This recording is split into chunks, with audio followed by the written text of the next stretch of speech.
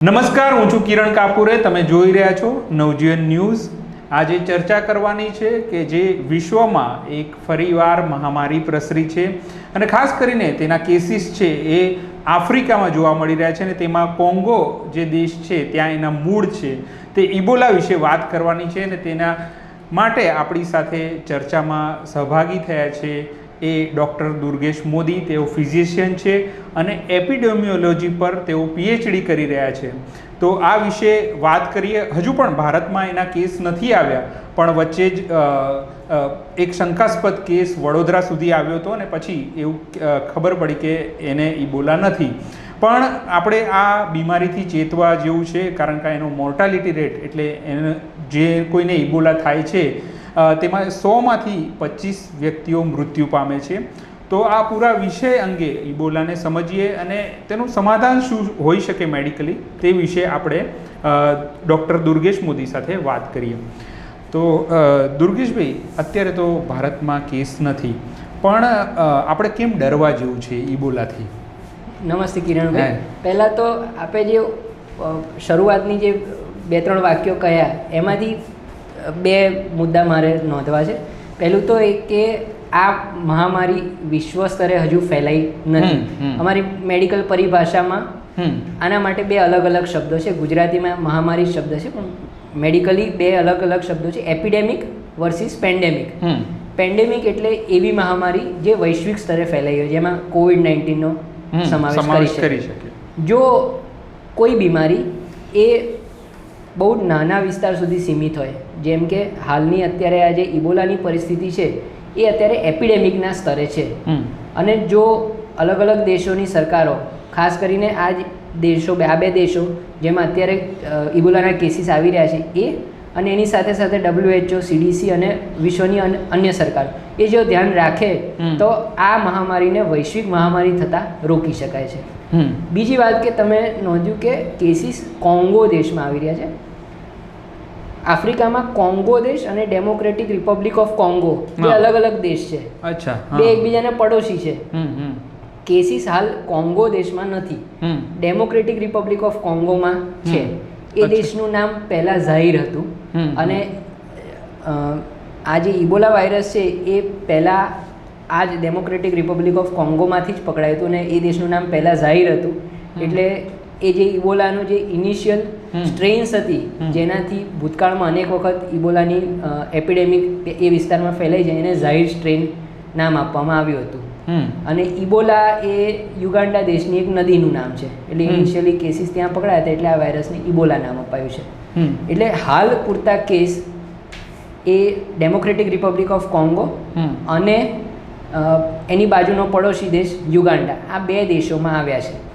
અત્યાર સુધી as of today, એટલે આજે 30મી મે થઈ, 30 મે સુધી ત્યાં સસ્પેક્ટેડ કેસીસની સંખ્યા 1000 કરતાં પણ વધારે છે. અને એવો અંદાજ લગાવી રહ્યો છે, કારણ કે હાલ ત્યાં ટેસ્ટિંગ ફેસિલિટી, જે આ રોગનું નિદાન કરવા માટે polymerase chain reaction PCR test કરવો પડે, એની એટલી બધી સવલત હજુ સુધી ઉપલબ્ધ કરી શકાય નથી.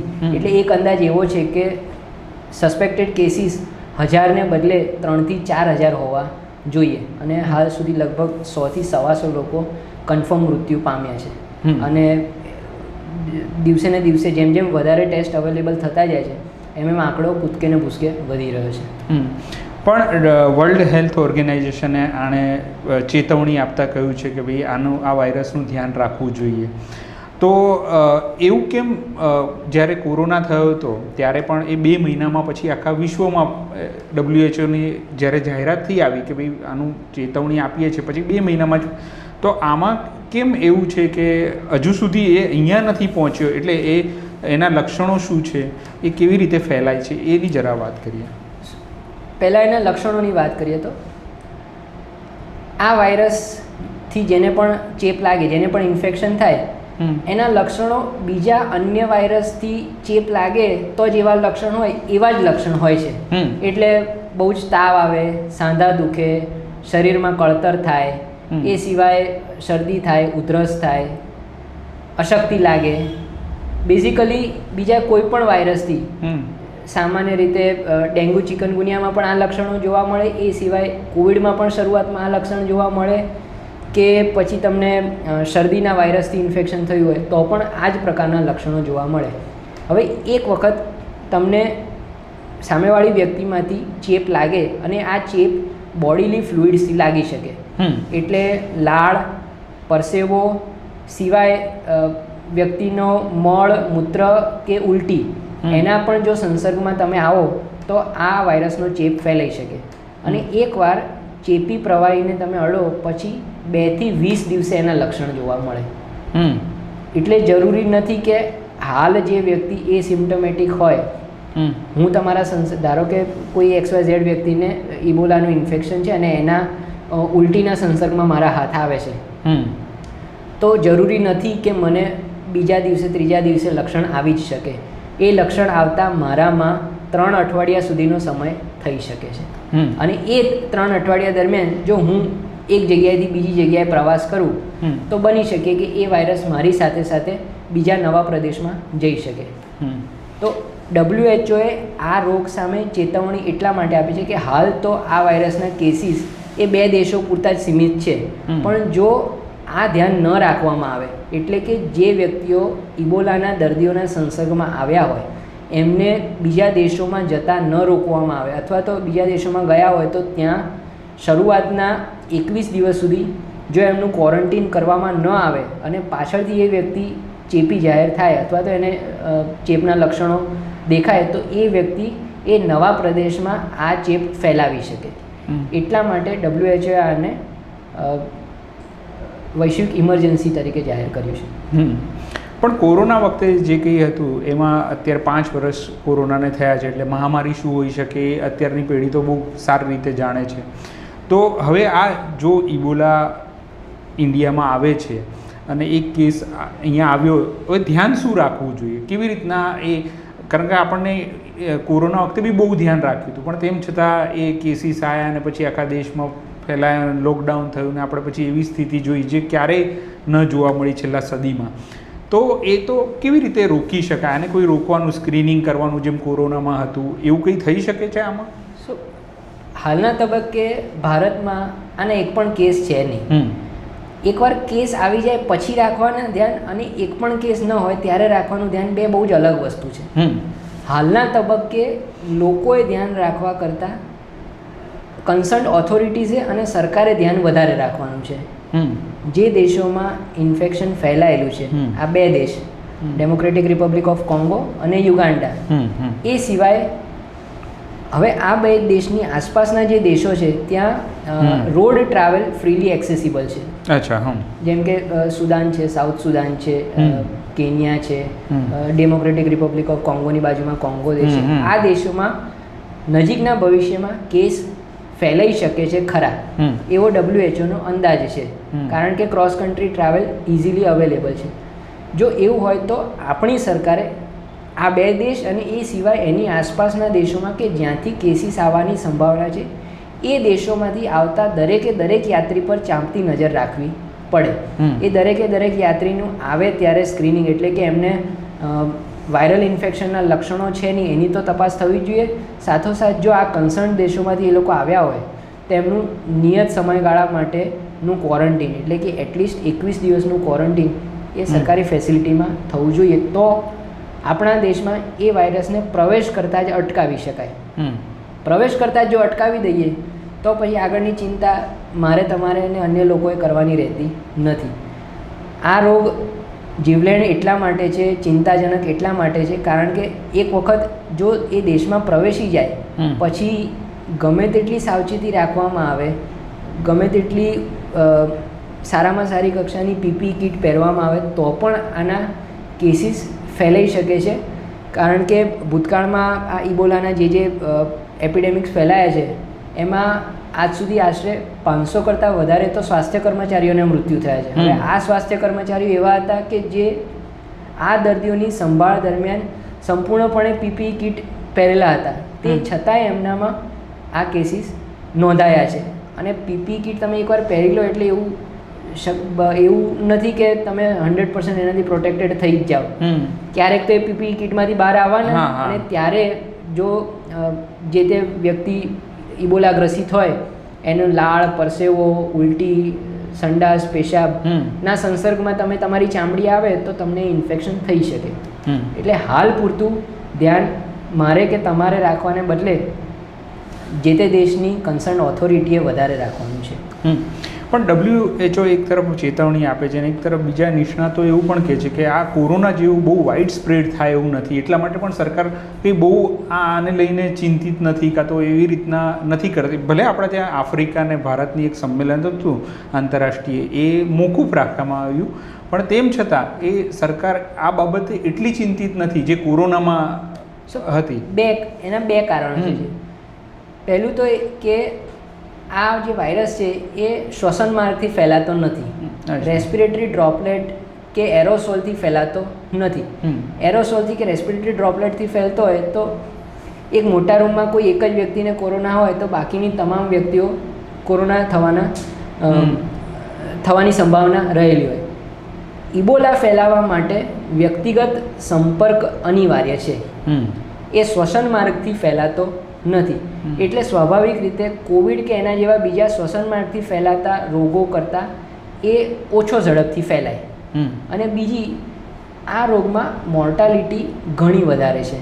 હવે આ એક એપિડેમિયોલોજીનો કાઉન્ટર ઇન્ટ્યુટિવ કહી શકાય એવો કોન્સેપ્ટ છે કે જેમ રોગની મોર્ટાલિટી વધારે એમ એનો ફેલાવો ઓછો. અચ્છા. હા. કોવિડમાં 100 લોકોને કોવિડ થાય તો એક અંદાજ એવો છે કે 1% ઓછા લોકોના મૃત્યુ થાય. હવે 1% ઓછા લોકોના મૃત્યુ થાય એટલે જે લોકોને માઇલ્ડ ડિસીઝ હોય એ કમ્યુનિટીમાં ફ્રીલી ફરી શકે, અને જેટલા એ ફ્રીલી ફરે એટલું એની કમ્યુનિટીમાં એ રોગ વધારે ફેલાય. આ રોગ, ઇબોલા રોગ, એની જૂનું જે સ્ટ્રેઇન હતું એનું નામ ઝાયર સ્ટ્રેઇન હતું. એમાં મૃત્યુઆંક લગભગ 50% હતો. હાલની જે બુન્ડીબુગ્યો સ્ટ્રેઇન છે એમાં મૃત્યુઆંક 25 થી 30% છે. હવે આટલું હાઈ મોર્ટાલિટી રેટ હોય, આટલો ઊંચો મૃત્યુઆંક હોય તો એનો અર્થ એ કે આ વ્યક્તિ બહુ ઝડપથી બહુ ખરાબ પરિસ્થિતિમાં આવી શકે, અને આવી પરિસ્થિતિમાં આવે તો પછી એ કમ્યુનિટીમાં સરળતાથી હરીફરી શકે નહીં. એટલે કમ્યુનિટીમાં આનો સ્પ્રેડ ઓછો થાય. એટલે મૃત્યુદર વધારે હોવા છતાં વધારે લોકોને આ વાયરસ ઇન્ફેક્ટ કરે એવી સંભાવના ઓછી છે.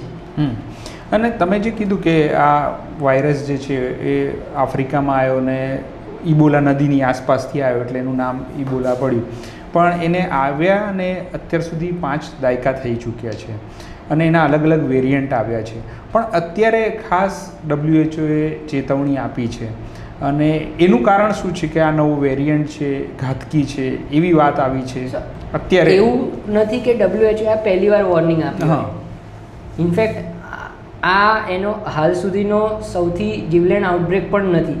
2014માં જે આઉટબ્રેક થયો હતો ત્યારે આ જ દેશોમાં લગભગ 30,000થી વધારે કેસીસ નોંધાયા હતા અને લગભગ 12,000 વ્યક્તિઓના ઓફિશિયલ મૃત્યુ થયા હતા. હાલ પૂરતું તો આ આઉટબ્રેકથી લગભગ 200 જેટલા લોકોના મૃત્યુ થયા છે. એટલે 2014થી 16નો જે આઉટબ્રેક હતો એ આના કરતાં ક્યાંય વધુ જીવલેણ હતો.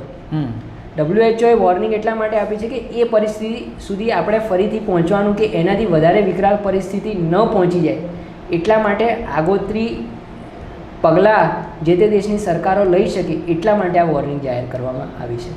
અને આ વાયરસ વિશે માણસ જાતને જાણ 5 દાયકાથી છે. વાયરસ 5 દાયકા જૂનો છે એવું નથી. વાયરસ તો અનેક વર્ષો જૂનો, અનેક સદીઓ જૂનો હોઈ શકે છે. અને આ વાયરસ મનુષ્યોમાં ફેલાય છે એ ઝૂનોટિક ઇન્ફેક્શનથી, એટલે ચામાચીડિયામાંથી, ફળો પર નભતા ચામાચીડિયા જેને ફ્રૂટ બેટ્સ કહેવાય, એમાંથી માણસમાં આ રોગ આવે. એટલે પ્રાથમિક દ્રષ્ટિએ આ રોગ માણસનો નથી. માણસને આમાં એક્સિડેન્ટલ હોસ્ટ કહેવાય. આ રોગ, આ વાયરલ ઇન્ફેક્શન એ ચામાચીડિયામાં વધારે જોવા મળે છે અને ચામાચીડિયામાંથી માણસમાં પ્રવેશી શકે. એ ચામાચીડિયાના ડ્રોપિંગ્સ એટલે કે એના મળમૂત્રના સંસર્ગમાં આવવાથી કે ચામાચીડિયાનો શિકાર કરીને ખાવાથી, જો એ ચામાચીડિયાને આ ઇબોલા વાયરસનું ઇન્ફેક્શન હોય તો એ પછી એ મનુષ્યમાં આવી શકે. અને પછી મનુષ્ય ટુ મનુષ્ય કોન્ટેક્ટ એટલે માણસથી માણસ એ આવા શારીરિક પ્રવાહીઓના સંસર્ગમાં આવવાથી થાય.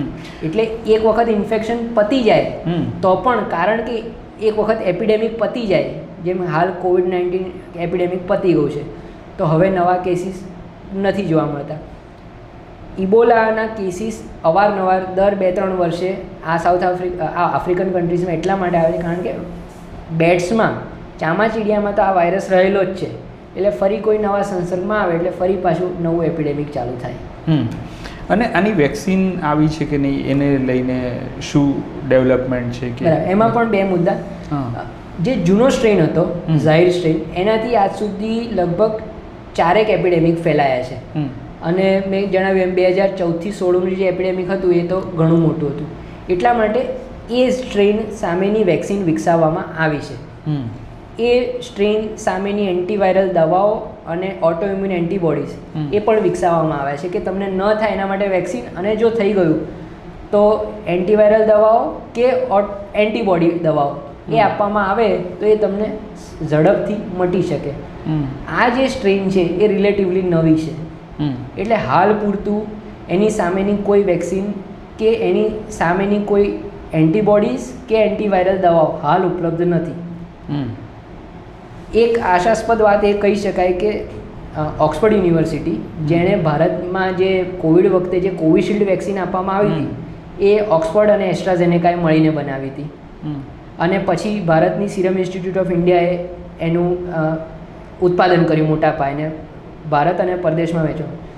આ જે બુન્ડીબ્યુગિયો સ્ટ્રેન છે ઇબોલાનું, એના માટેની વેક્સિન પણ એ ઓક્સફર્ડ યુનિવર્સિટીમાં હાલ પરીક્ષણો ચાલુ છે, અને સિરમ ઇન્સ્ટિટ્યૂટ ઓફ ઇન્ડિયા અને બીજા કેટલા બધા પાર્ટનર્સ એને ઉત્પાદન માટેની તૈયારી કરી રહ્યા છે. અને એવો અંદાજ છે, WHO એવો અંદાજ છે, ઓક્સફર્ડ યુનિવર્સિટીનો એવો અંદાજ છે કે આવતા 3 મહિનામાં એ વેક્સિન બનીને પરીક્ષણોમાં પાર ઉતરીને તૈયાર હશે, અને પછી સિરમ ઇન્સ્ટિટ્યૂટ ઓફ ઇન્ડિયા અને એના જેવી બીજી કંપની એ વેક્સિનને મોટા પાયે ઉત્પાદન કરી શકશે. પણ હાલ પૂરતું તો કોઈ વેક્સિન નથી કોઈ દવાઓ. અને કોરોના જેવી મહામારી આપણે હમણાં જ ગઈ 5 વર્ષ પહેલાં, તો આપણું જે કંઈ તંત્ર હોય, મેડિકલ તંત્ર કે પછી સરકારનું એક તંત્ર હોય, તો એની તૈયારી એ એવી રાખી શકે કે આ ન ફેલાય આવી મહામારીઓ, તો એવી તૈયારી હોય છે?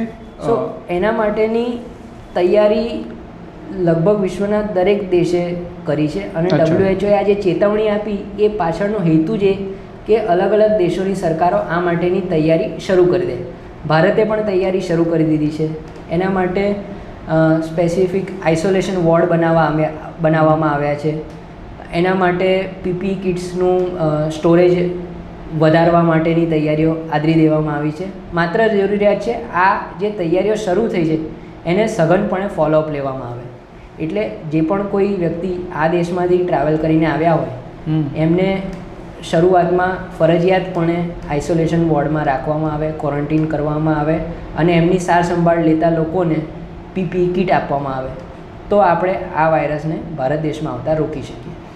અને આ છેલ્લો સવાલ કે જે આવા વાયરસ હોય છે જે ઘાતકી હોય, મહામારી ફેલાય, તો એ મોટા ભાગે અતિ વસ્તી ધરાવનારા દેશો હોય કાં તો જે વિકાસશીલ દેશો હોય ત્યાંથી જ આવતા હોય છે, જેમ આફ્રિકા કે ઇન્ડિયા. એવું કંઈ અભ્યાસમાં આવ્યું છે? કદી વિકસિત દેશોમાંથી નથી આવતા એવું કંઈ અભ્યાસમાં? બેઝિકલી આ હવે ખાસ આ ઇબોલાની વાત કરું તો ઇબોલા એ બોડીલી ફ્લુઇડથી ફેલાતો રોગ છે. હવે જે જગ્યાએ ચોખ્ખા પાણીની ઉણપ હોય, ગટર લાઇનની વ્યવસ્થા સારી ન હોય, અને હોસ્પિટલોની વ્યવસ્થા સારી ના હોય, બીમાર વ્યક્તિની સારવાર માટે પૂરતા ડૉક્ટરો કે નર્સિસ અવેલેબલ ના હોય, ત્યાં પછી કમ્યુનિટીએ જે તે વ્યક્તિની સંભાળ લેવી પડે, અને જેટલા વ્યક્તિઓ એમની સંભાળ લે એ દરેકને પછી આ ઇન્ફેક્શન થવાની સંભાવના રહે. એટલે હાલ આ ઇબોલા જે આ દેશોમાં ફેલાયું છે અને જે ઝડપથી ફેલાઈ રહ્યું છે એ પાછળનું સૌથી મહત્ત્વનું કારણ એ કે ત્યાં ચોખ્ખા પાણીની વ્યવસ્થા, વ્યવસ્થિત ગટર ડ્રેનેજ સિસ્ટમ અને પૂરતી હોસ્પિટલની અતિશય ઉણપ છે. અને એના માટે CDC અને વર્લ્ડ હેલ્થ ઓર્ગેનાઇઝેશન એ ઘણા પ્રયત્નો કરી રહ્યા છે કે ત્યાં આ જે હેલ્થકેર ઇન્ફ્રાસ્ટ્રક્ચર છે એને વધારે મજબૂત કરવામાં આવે, અને જો ત્યાં હેલ્થકેર ઇન્ફ્રાસ્ટ્રક્ચર મજબૂત થાય તો બીજા દેશોમાં ન ફેલાય. એટલા માટે બીજા દેશો પણ ત્યાં હેલ્થકેર ઇન્ફ્રાસ્ટ્રક્ચર ઊભું કરવામાં મદદ કરી રહ્યા છે કે જો ત્યાં ને ત્યાં કન્ટેન કરી શકીએ તો બીજા દેશોમાં ન ફેલાય. પણ તમારી વાત સાચી કે જે જગ્યાએ વસ્તી વધારે હોય એ જગ્યાએ ચોખ્ખું પાણી, ચોખ્ખું ડ્રેનેજ સિસ્ટમ, વ્યવસ્થિત ડ્રેનેજ સિસ્ટમની સુવિધાઓ તકલીફજનક હોય એટલે એટલા માટે એ દેશોમાં થી મહામારી ફેલાવાની સંભાવના સૌથી વધારે હોય. કોલેરાની બીમારી વિશે આપ જાણો, કોલેરાના આજ સુધી વિશ્વમાં 7 કે 8 પેન્ડેમિક થયા છે. એમાં એકને બાદ કરતાં બાકીના તમામ ભારતમાંથી ઉદ્ભવ્યા છે અને એ તમામ એ ગંગા નદીના પટમાં એટલે છેવટનો પટ એટલે કલકત્તા અને બાંગ્લાદેશની આસપાસનો જે ગંગા નદીનો પટ છે એ બધા કોલેરાના મહામારી પેન્ડેમિક્સ એ ત્યાંથી જ ઉદ્ભવ્યા છે. અને એક છેલ્લી વાત કે આ જે ઇબોલા પ્રસરી રહ્યો છે એમાં એક ટ્રમ્પ પણ કારણ આવે છે કે ટ્રમ્પે એક ડિસિઝન લીધા એવા જેમાંથી મદદ બંધ થઈને એને માટે જવાબદાર છે. એટલે દુનિયામાં બહુ બધું ટ્રમ્પ અરાજકતા થઈ છે ટ્રમ્પના કારણે ને આ પણ એક એમનું એક દુઃસાહસ કહેવાય કે એમણે આવી રીતના મદદ બંધ કરી દીધી. સીધી રીતે આમાં મને ટ્રમ્પ વ્યક્તિગત રીતે ગમતો હોય કે ન ગમતો હોય કે એની નીતિઓ મને વ્યક્તિગત રીતે ગમતી હોય કે ન ગમતી હોય એ વાત અસ્થાને છે. પણ સીધી રીતે આમાં ટ્રમ્પ પર આંગળી ન નાખી શકાય. વાયરસ ફેલાયો છે ઝૂનોટિકથી એટલે પશુમાંથી માનવમાં અને પછી માનવીય સંસર્ગ. ટ્રમ્પે જે કર્યું છે એ યુએસએઇડ નામની સંસ્થા છે જે આફ્રિકાના અલ્પવિકસિત કે અવિકસિત દેશોમાં હેલ્થકેર ઇન્ફ્રાસ્ટ્રક્ચર માટે ફંડિંગ પૂરું પાડતી હતી. અને જો આવા કોઈ મહામારી ફેલાવતા વાયરસ શરૂ થાય તો ઝડપથી એના કેસીસના નિદાન કરી શકાય અને એમની સારવાર કરી શકાય. એના માટે યુએસએઇડ નામની ફંડિંગ એજન્સી હતી. ડોનાલ્ડ ટ્રમ્પે આ યુએસએઇડ ફંડિંગ એજન્સીનું જે બજેટ હોય એને બંધ કરી દીધું છે. એટલે એવું કહી શકાય કે વાયરસનું ઇન્ફેક્શન શરૂ થવામાં ટ્રમ્પનો ભાગ નથી, પણ એણે જે નિર્ણયો લીધા એના કારણે એવું ઇન્ફર કરી શકાય કે જે ઝડપથી ફેલાઈ રહ્યું છે એમાં ટ્રમ્પની નીતિઓ કેટલાક અંશે જવાબદાર ખરી. હવે એ વધારે આગળ ન ફેલાય એના માટે પાછી ટ્રમ્પની જ સરકારે એવો નિર્ણય લીધો છે કે અમે આ વિસ્તારમાં 50 હેલ્થકેર સેન્ટર્સ ઊભા કરીશું, એટલે 50 હોસ્પિટલો ઊભી કરીશું. અચ્છા. અને એનો ખર્ચો ખાસો એવો છે. તે છતાંય આ જે બજેટ ફાળવવામાં આવ્યું છે એ પહેલાંનું જે યુએસએઇડનું બજેટ હતું એના કરતાં તો 10મા ભાગનું પણ નથી. અને હેલ્થકેર ફેસિલિટી તમે હોસ્પિટલ બનાવવાનું નક્કી કરો, આજે નક્કી કરો એટલે કાલે હોસ્પિટલ બનીને તૈયાર નથી થઈ જવાની, એને સમય લાગે. જ્યારે આ જે યુએસએઇડનું જે ફંડિંગ હતું એ પહેલેથી એવી સિસ્ટમ એસ્ટાબ્લિશ કરવા માટે હતું કે જ્યાં તાત્કાલિક જઈને પગલાં ભરી શકાય. હવે એમણે શું પગલાં લેવા એ ટ્રમ્પ સાહેબ એમની કેબિનેટ જાણે. હા, તો આ હતી દુર્ગેશભાઈ સાથેની વાતચીત. ઇબોલાથી ડરવા જેવું નથી પણ ચેતવા જેવું ખરું અત્યારે. અને આ પ્રકારની ચર્ચા લઈને અમે નવજીવન ન્યૂઝમાં આવતા રહીશું. અત્યારે ડૉક્ટર દુર્ગેશ મોદી અને મને રજા આપશો. અમારી ચેનલને જરૂરથી સબસ્ક્રાઈબ કરો. નમસ્કાર. વૈષ્ણવજન તો તેને કહીએ જે પીડ પરાઈ.